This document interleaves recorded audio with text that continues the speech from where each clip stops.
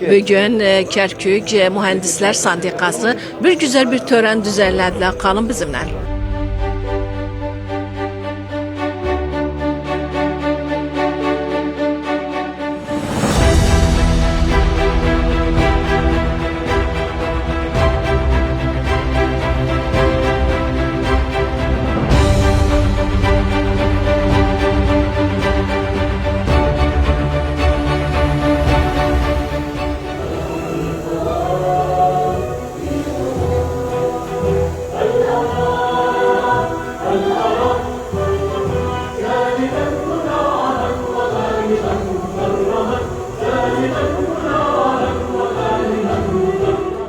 ...67 ildir Niqabat Mühendisliğinin tesisi olundu.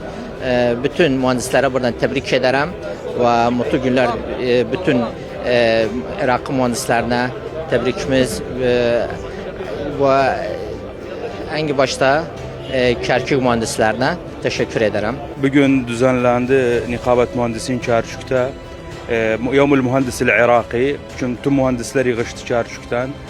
Bugün kutlama yapırlar inşallah özleri için. Ve dilerim inşallah gelen iller, gelecek illerde çok güzel mühendisler Kərkük'ü öge yaparı. İnşallah ve bu memlekette güzel mühendisler üstte duruptu.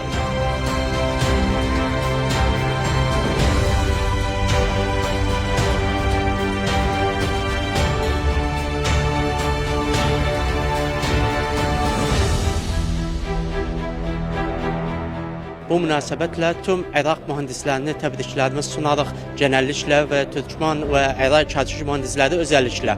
Bugün vasıtasıyla mühendislik sadece bir meslek olmadığını herkes bilir. Bu mühendisin görevi olan her fikri projeye, her fikirden bir proje üretmek ve bu projelerden sıkıntıları çözmek rol alır. Aynı zamanda bizim Irak mühendisleri genel Irak'ta her alanda etkinlikleri ve her alanda olduğu destekleri ve Irak'ın kalkışında ve aynı zaman Irak'ın yeni bir mimarlık ve projelerde destekleri olduğu için bu münasebetle tümlerini tebrik ederiz ve teşekkürlerimiz onlara sunmaktayız.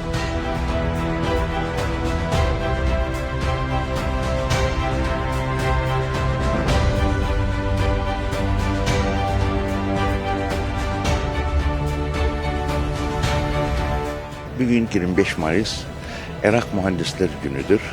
Gerçekten bütün mühendisleri canı gönülden tebrik ederiz ki bu memleketin ilerlemesi, kalkınması bu mühendislerin elindeymiş. Ve tarih boyunca da mühendisler hep millete hizmet etmişler, vatana hizmet etmişler. Bir vatan ayakta durmak isterse mühendislerine bel bağlaması lazım, mühendislere önem vermesi lazım. Onun için bugün çok önemlidir bütün Iraklılar, özellikle mühendisler için. Ve inşallah bizim de burada sandikamız, nikabamız bu münasebetle çok güzel bir faaliyetler yapıp misafirlerimiz de çok devletten. Temenni ederim bu akşamı çok güzel geçirsiler ve bütün mühendisler birbirleriyle tekrar görüşüp kavuşmakları çok önemlidir. Siz de aramızda bulunma bugün bizi çok sevindirdi. Sizlere de uzun başarılar dilerim.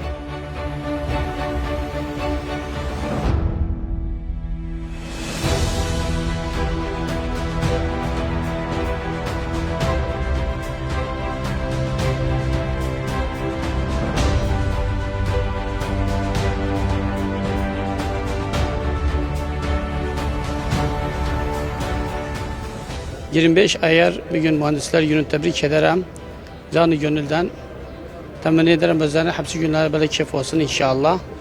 Ve bugünü biz başka gün sayarız. O zaman çok güzel gündü. Ve inşallah bu mühendisler her vakit durar. Bu Kərkük'ü, Irak'ı her vakit yapmakında dururlar. Hepsi şeyinde dururlar inşallah.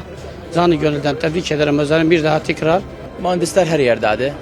Mühendislerin dokunuşları çok mühim bu devlette. Bu devlet neyden takdim eder? Mühendislerden takdim eder. Allah'tan diləyimiz mühendislerin məslub olduğu hüquqların inşallah bu yeni hükümette kavuşarız.